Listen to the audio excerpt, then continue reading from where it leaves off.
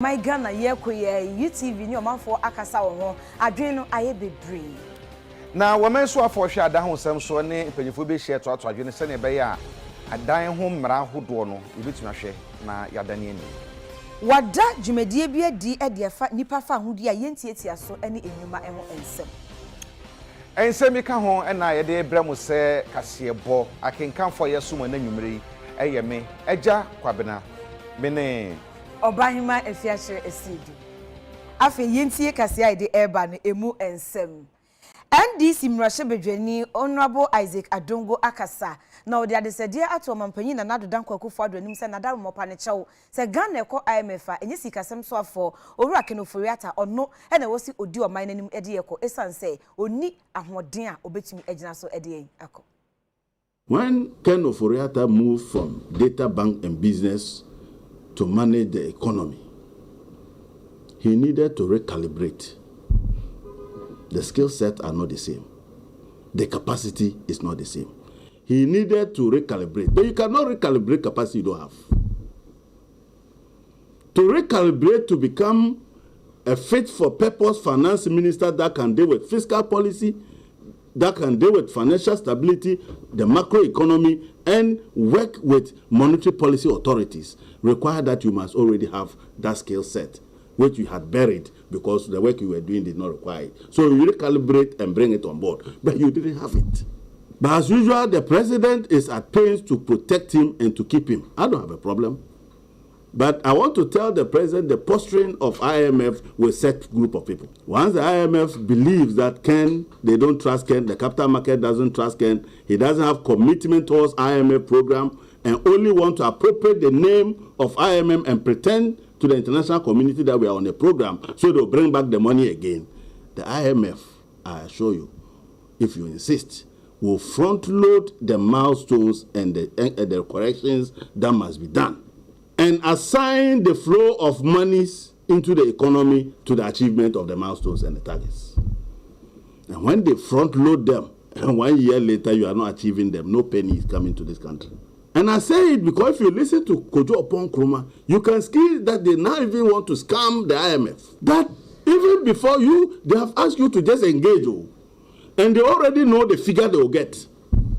2 billion. Is that what you mentioned? They already know when the money will come, early next year, 2023. This is coming gone bad. 90% of all their budget statements is Dr. Baumia's lectures metamorphosed into government policy.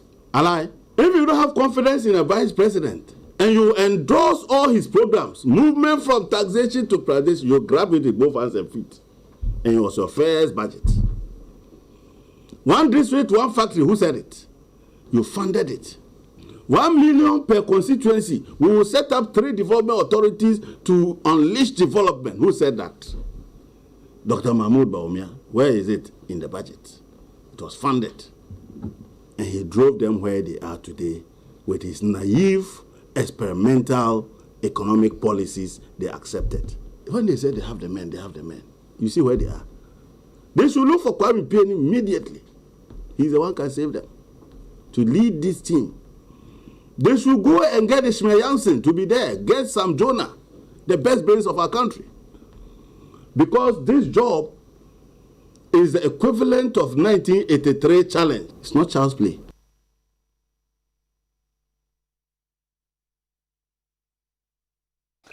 Womensi kasemo a kombiso na nwe ni sin na wura dwombo edu atwetwe fo man pipa ma yekunda to Ghana fo nyina nim se yenya ntobase ne abotre na yenya resimo mampani na nadum so behwe na wasiesi no Owura dwombo edu bontoa wa Ghana fa na nada amasi ahine wa mayekunu mu ato aba edi amanu biem se twetwuni wode na probo no aba bepiemu ewo enkramante mu eno eno wode atodwa chechiri mu se eye no kre Ghana sikasem eni wiase nyade no ayeden eno enti na aban ekwa akodwane atoa IMF se omumrem emeboa yen wose ye ka aban omutimi tutu Ghana sikasem ye ebre wo ahokyire mu a eye MPP abanti wese no de ebetwam enchekura party for yes, we acquire IMF now. Obi, I am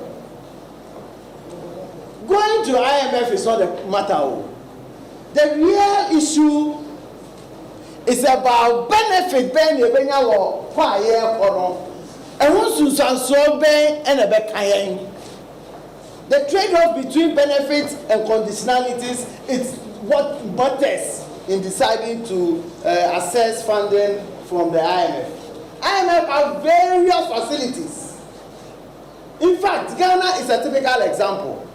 You're accessing the HIPIC facility, no? We are better off. Answer the air call HIPIC, no? Now your debt to GDP ratio is 250%. Your inflation is about 40%. The entire economy, the size is around $4 billion. Your interest rate is about 30%. Within 4 years, I acquire your debt to GDP ratio reduced by 26%. Inflation by single digit. We increase the size of our economy about 4 times. Now benefits all over the place. So it is not a question of saying yeah, call IMF and ISL. In any case, our opposition cannot talk. Just last 3 days before the decision was taken, John Mama say yeah, call IMF. It is a yakwa IMF. Yes, say na mama. Owura John Boadu say Omampanyin Nana Adodankwa Akufo-Addo Emma Ghana sikasem ento apeda. Nobody should be crestfallen at all. Nobody. Brofo. Since Kenya COVID year by in 2019, we are growing at average of 7.3%. This is a good party. When you party, we are because we propose it. Now, Kasakeke. Kasakeke. This is the only party. We are capable of knowing our results because we've been working with you.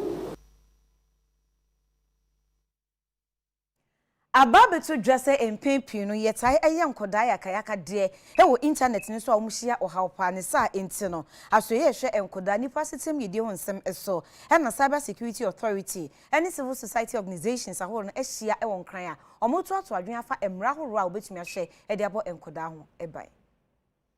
New Child Online Protection ehyehyeye mpanifo ede abaya gitumu a ebeye mra abo enkoda ho ban ede afa abefo ntinten fidie niam ahodo a omokoso ekohwe anase emponobi emfa akora no nkoso enkose na brabo na ebra mpanifo tenase esuesu adwene ede afa emra ne ho no na Cyber Security Authority penyina wo hwechiri Dr. Albert Entwibosi akose sawudi obi ade gem fonyini anase ne naked picture ebetu social media anase online ya yebetimi de watu efiase finhye adudu no 25 years enti Ghana fo enye ahweye. Cyber Security Act no strengthen the protection for children.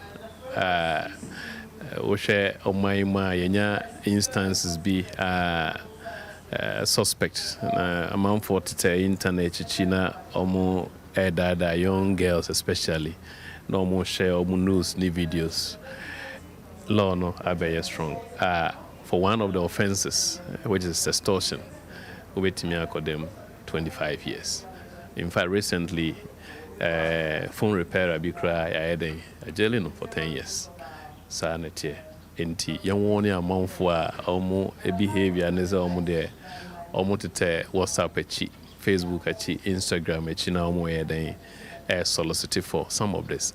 Say we yes the way against a colladia or sentence your worse. But equally, if you target anybody, whether it's a public sector official, whether it's a politician, whether it's ordinary citizen, you go to jail. And as I say, on my now I'm take advantage. Some of those issues be a person or be attempt to say or defraud or obtain sensitive information in such an appropriate manner. Report the person to our national assets 292 or 292. We can get a report and provide some guidance. As you share a ma enkodani or month for ye so baby a casadima and cry ye quanture for so Madame Florence a Yisikote Esu Kasai. Child Online Protection Framework no, but I see any soon say a bebwa na shishe plansa ya bebwa ama a protected nkwala mu use internet. Internet no ye say anka bebwa any aye research near there any young comedy nkomo ne nasefo. Na ye wuni say same room no ayete senia eho na aye fraud yen kwala for the for egrumu children obi she da ye no te senya o ya kwala na afa kwala dan for internet so na wa defe no na wa de bia nude pictures ene niema dia ma na fe no dia san da ne ho a blackmail akwala no na fe dia te say exploitation ebi nso ye na modern kwala sabi naked pictures and omo tonton no mo Yusuf ma nkrofo a ye confirm pedophiles a omo the internet enti aye problem ansa na the phone be she oba no nsa no o se o kire no say phone no ni susu aso betimi dia bani enti say wasan yakola onto Instagram Facebook na sefo a o se o maneti ase say enye babia na o se okọ o Facebook enye obi a obeka say o man friends bia na oje o se o ti ase say ukoye bibi wo ho a obebetimi de wasam nyina akọ elik wasam nyina e wo internet nti ade na o say private no really enye private nti asem a eye sumasem no enfan to so Mampani na nadodan kwakufu ado akotwa homa mu se abrofo kwansi kilometer dioson wotwe bi ewo Huni Valley potamu eye manso akoko piemu ewo eye miahodo wato emantam no wonhwe no wonye ni nyina na sika a wombesei ewo sa kwan etwa ho no eye 500 million euros. Keteke kwantimpon ewo atoye mantemu mechire Western Railway Line no ewo mu brofo kwansi no ahasan ene aduanan 340 kilometers na efa sekendita kwade ekosi Kumase na apai efridun kwa akwakosi awaso ebra Ghana mampanyi na nado danko akufu adode asobo fom ama manso Huni Valley keteke kwanu ya baabeye no wakasa di tudwache mu se ebra na abrofo no wo my Ghana mu ase no omo ye keteke akwan bebre nanso se ni nyada sei ama na ka homu nchimu edu 10% pe na aba ne behwe asiesi aye bipo aka ho ama akobedie akoso wano wano. Out of the 947 kilometers of colonial narrow gauge railway network bequeathed to us by the colonialists, barely 10% was operational.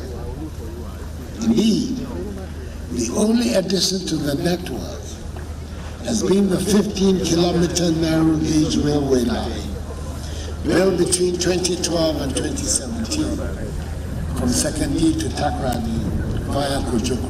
Upon my assumption of office in January 2017, I was determined to change this statistic because I believe that the presence of an efficient railway system is critical to the progress and prosperity of our nation. I'm delighted that even before the completion of this section, I'm here today to cut the sword for work to commence officially on the continuation of construction works for the development of the line from Manso to Huni Valley, which covers some 70 kilometers. This particular project includes the conversion of dual gauge tracks between Takoradi and Kujoko from narrow gauge to standard gauge. The construction of a new 8-kilometer standard gauge rail line within the Takoradi port to the Takoradi station, in order to have a continuous standard gauge connection from the port to the Nsuta bauxite mining site and other mines, will help facilitate the haulage and export of minerals. The development of the Manso Huni Valley section of the railway line, of the Western Line, is to be constructed at a cost of 500 million euros, the highest single investment for rail development since our nation gained independence, and is expected to be completed within 42 months. Oswafo hweketeke akwantie so onumunyafo John Peter Mawu no odwumadi no ase sei eno no so ekasai. Mr. President, the scope of work under this contract entails the following: 1. Construction of approximately 70 kilometers single track rail line from Manso to Huni Valley, including 10 kilometers of loop lines and double lines at various stations to improve the availability of the line for express trains and give priority to passengers over cargo trains during operation.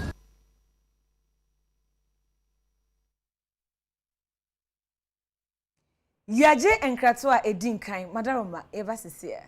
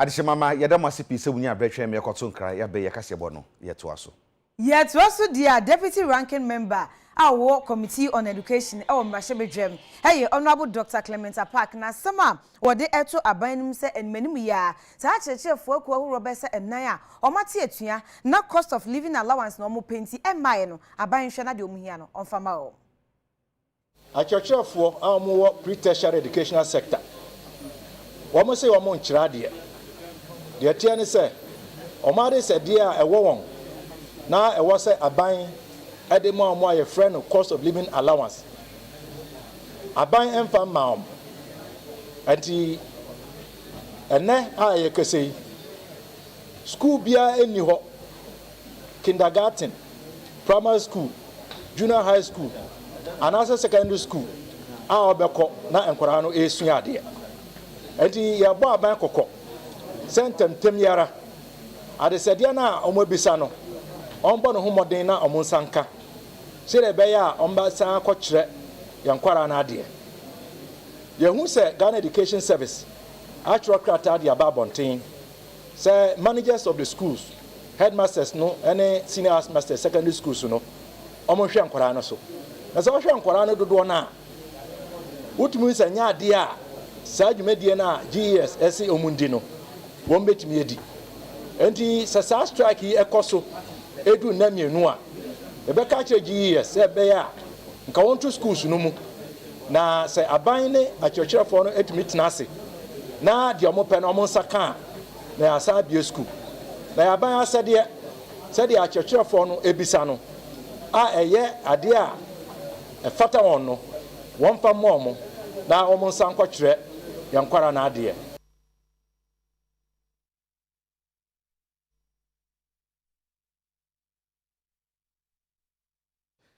Yetu akase bɔ no so na yɛkɔ asɔre yɛhwɛ adansie hu nsɛm so sɔfo da no ɛne mpanyimfo ahodoɔ bi a wɔn so nimdeɛ wɔ adansie hu no ahyia wɔn mo toato adwene sɛ na ebetumi aboa ma ɔmahyehyɛ mmra a ɛbɛma adansie ne adanhan mmra no ebetumi ani yie ma obi anso ho atumi ahenhan no Ochiremu Rent Control Act 1963 Act 220 Free bra wo ye emfie be se aduonum enkono 59 years ni no se say de atwam a wo hwe nsakyraye a aba e wo adansie emu ene se ne nipa setena city a atwam kura se nke ye nsesaye soafo a wo hwe adansie ene nyuma ensem so honorable asense boache ene de ensem yi etu dwa ebra wone nananom hemfo ensem trofo wonum a ebiebie enyuma enhye ase ene ade ehia ya na wo kasa ewo faculty of law ewo KUST wo se wo hwe emra no ewo section 225 a ekire se eni kwan se efie wura bia egi advance ebro bosome miensa anase nka abro so kura bosome nsia nanso ene eden ne ehu sa mra efie wura fo mfanya adwuma so obi betena wo fie no wo han dan a wo betumi ato edan na katue mu agi se mfie miensa echi we so se wo mo han dan wo mo nim efie wura fo so mfanya adwuma ntinu ane se wo tietie manfo fa ahodie so senti ehia se won mutimi eye enhwehwemu ye ensakyraye ema sa emra no esan eye adwuma o se enu nti na aban ne hwe se obetumi ahwe enei abefo kwan se ne esiko ene ensakyraye aba na watimi ede aka emra wo dada no abomu ede aye adwuma ma akoyie the rent out award so say no ye law no 59 years ni na since then no nyoma bebre sisi wo Ghana ama akohia se as I say, yes, Samra. Said the Baya, a bit me as several the purpose in the year. And manager said, and you can say, be a landlord be a rent a bro 6 months. And then so, oh, rent here. Landlord be a percent or 2 years, 3 years. Now I can far a how be brave a break and a phone. And until an year, say government are taking steps. Said the Baya, best Samra. Nebuah Masebi. Ahokyere tenants ekomu ahokyere so a landlords so no ekomu na eswat ni ti wia na ye de mrano akọ cabinet ama cabinet so gituma na de akọ parliament ho na ye mra nkasa omo hwem na se mo fise bibia 2 year na ye approve ni ye new law on renter ebeboa ama amafo atimi a rent a omo nya problem bebre. Vice Chancellor Kwame Nkrumah Professor Rita Akosua Dixon Okan say housing is an important component of the 2030 Agenda for Sustainable Development and an essential driver for achieving many of the Sustainable Development Goals. Adequate and affordable housing can create economic opportunities and lead to the development of several sectors of the economy, including education. To say that this is an event of national interest is indeed an understatement.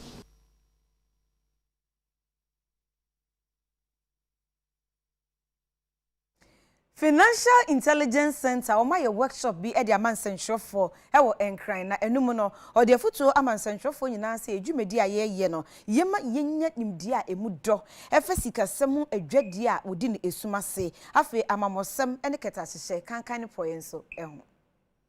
Financial Intelligence Center for Ayebedwom Adwenkyere de ama ensentwefo enu na Manasa Azuri akwakasa wase de atudwa ensentwefo se ansa na de asembaba betudwa no yenye hwehwemu ehu nukure egwom ansa na yaka enu eboa magana fo adwunu mu bie na so mo kwa akoto aba de yi akandifo a ombeyi papa na aboanso ama kabima mika bi ne dodo amamu akoso a ebema oman no atumpon NDC MPP obia se politics na kwesi kasem enti kwan fa so a obi benya sika no enya ade a ehia obia obitimi kobokro no obitimi koye corruption ketasese ne proye no nya sika no de ba was a candidate when I was some sponsor no so we obi a wonim de across here pia on ebo ma ko parliament na otimi bo man na sabe sika woni bi ntina ye de wakusi nchen ebi obi nso ye de sika ne pia na sika no kra enye kwan paso ne fa so nya sika no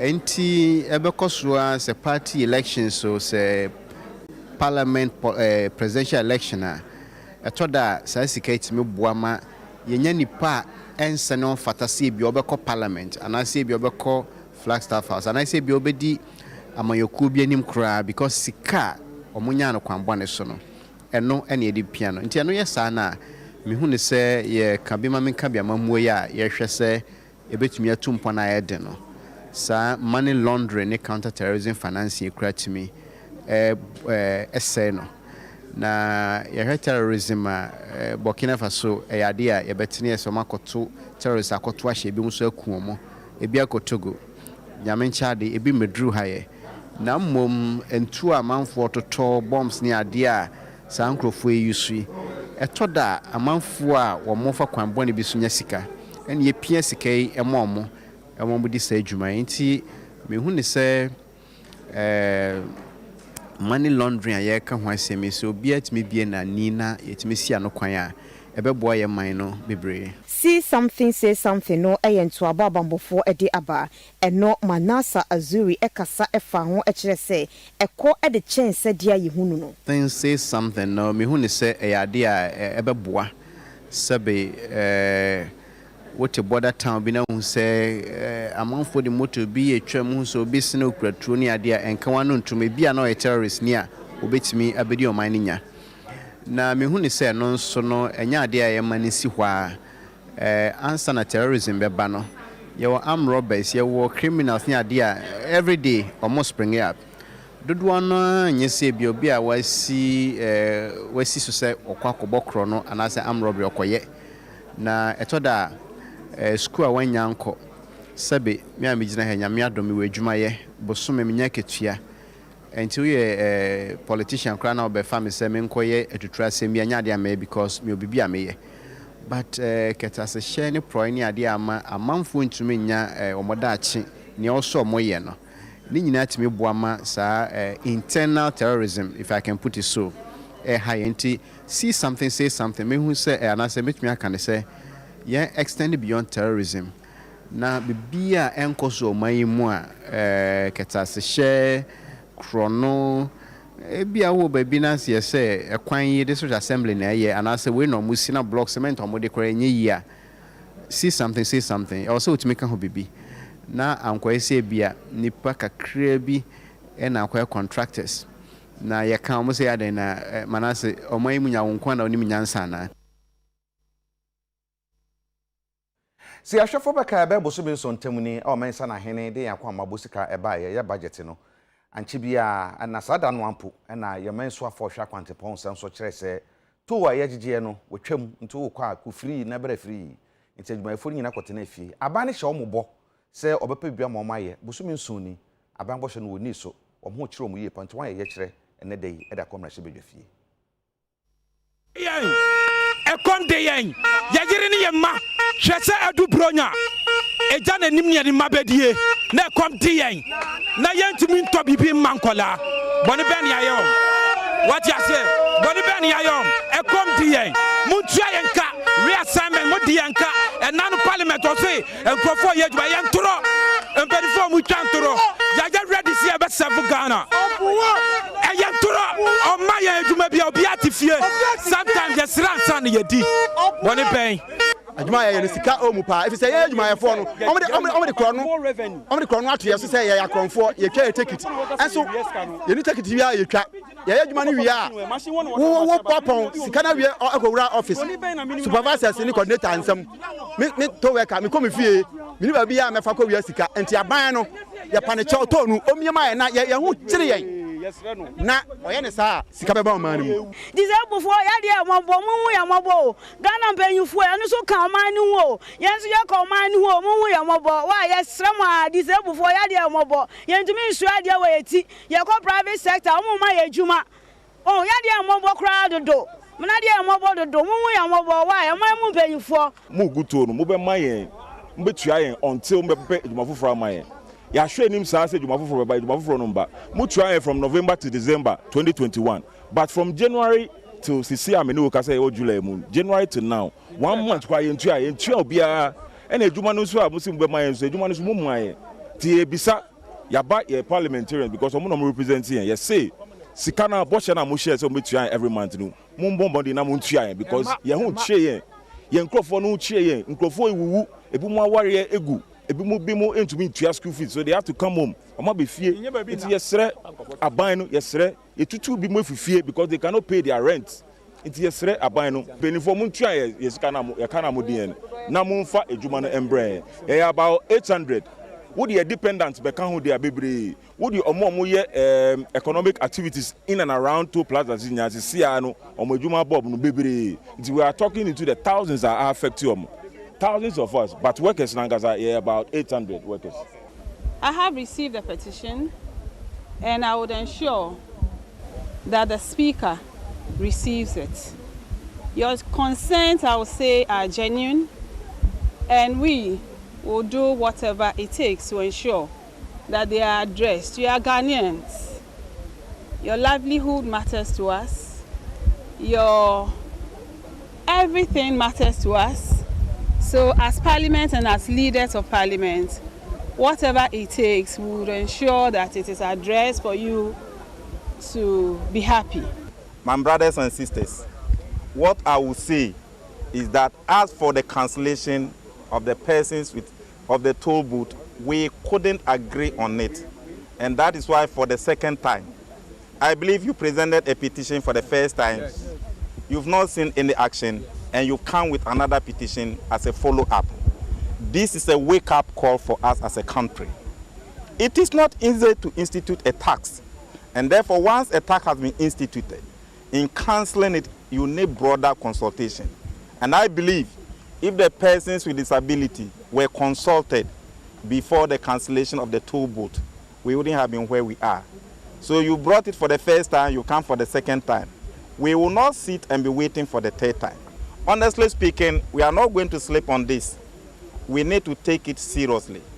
You could have taken different options, but you have chosen this tool as a tool of democracy. This is what democracy stands for.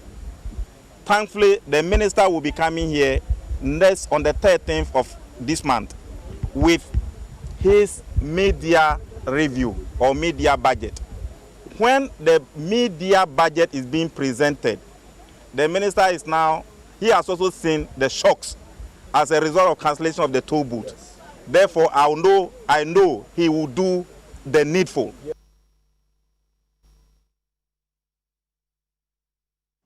Yadikase eko ahmijia etosumienu madaroma ebeba sisia.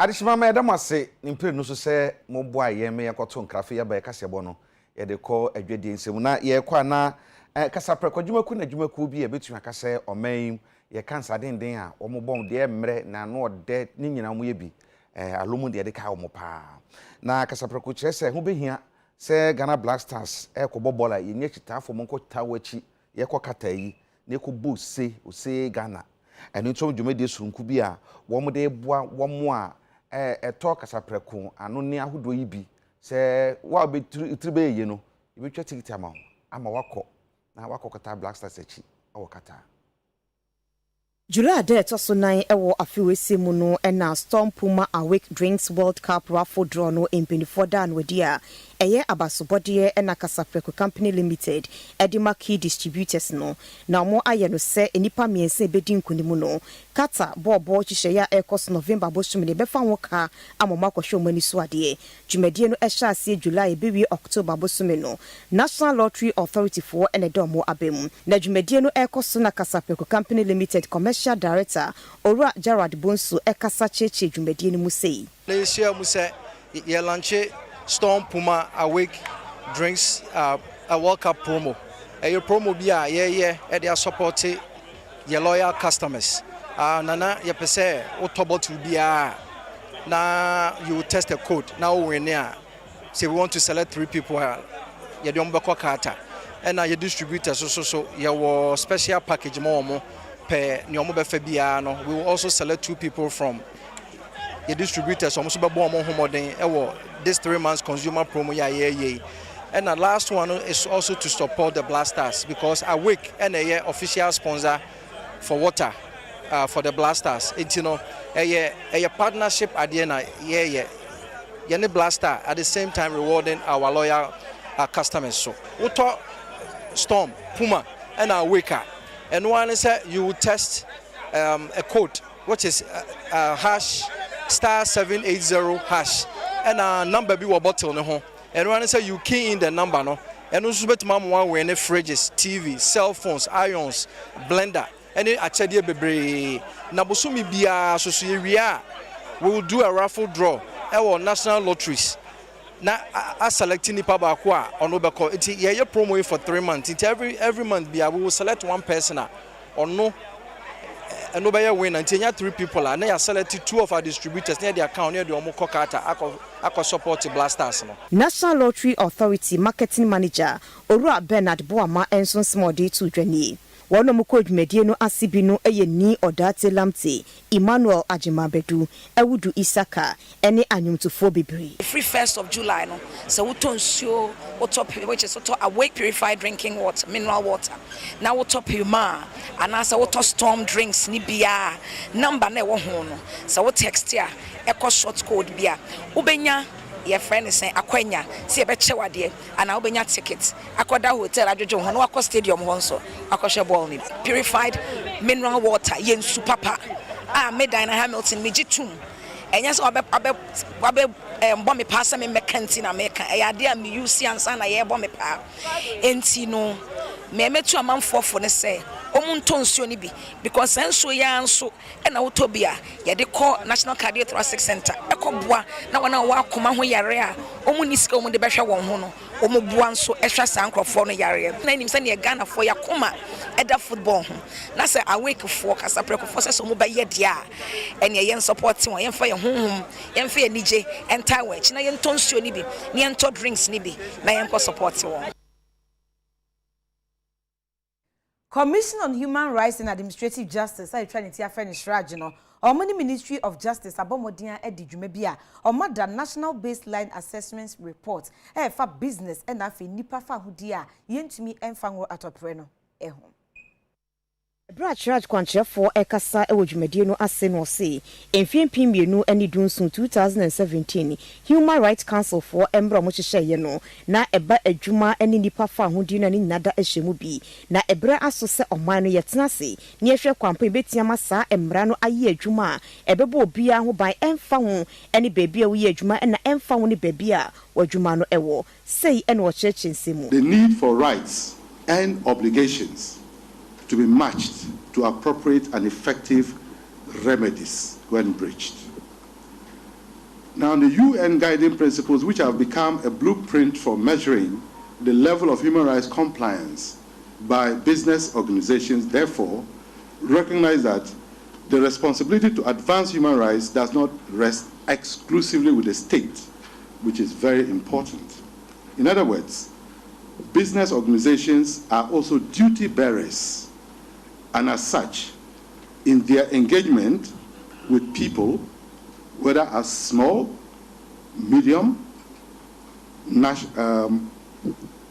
national or transnational corporations, businesses are similarly responsible for advancing the rights of their internal and external publics through compliance with the laws emanating from the state and through their own specific initiatives that advance the respect for human rights. Aban lawyer penyi a oyo oswafo hwe atentene nesu Owura Godfrey Dame ekasa de tudwa chirimu ese periperi ye nukwaridie ne atemu hyehyeye ye papa enekoso ewo my Ghana. Ghana's strong record in human rights protection is manifested in the execution of 9 of the international human rights treaties and ratification of 8 out of them. Ghana has also signed and ratified all 8 fundamental International Labour Organization conventions. The establishment of institutions such as the Commission on Human Rights and Administrative Justice, whose broad mandate is to protect and safeguard human rights abuses, as well as investigation human rights complaints. Especially, notwithstanding the fact that Ghana has made notable advancement in promotion and upholding of human rights, there's more work to be done in terms of instituting mechanisms to ensure that businesses comply with applicable human rights laws. In this regard, it is imperative that a national action plan be put in place. A national action plan on business and human rights will promote a harmonious relationship in which both business and communities can thrive by providing a comprehensive framework for the coordination of multi-sectoral efforts to ensure respect for human rights in business operations.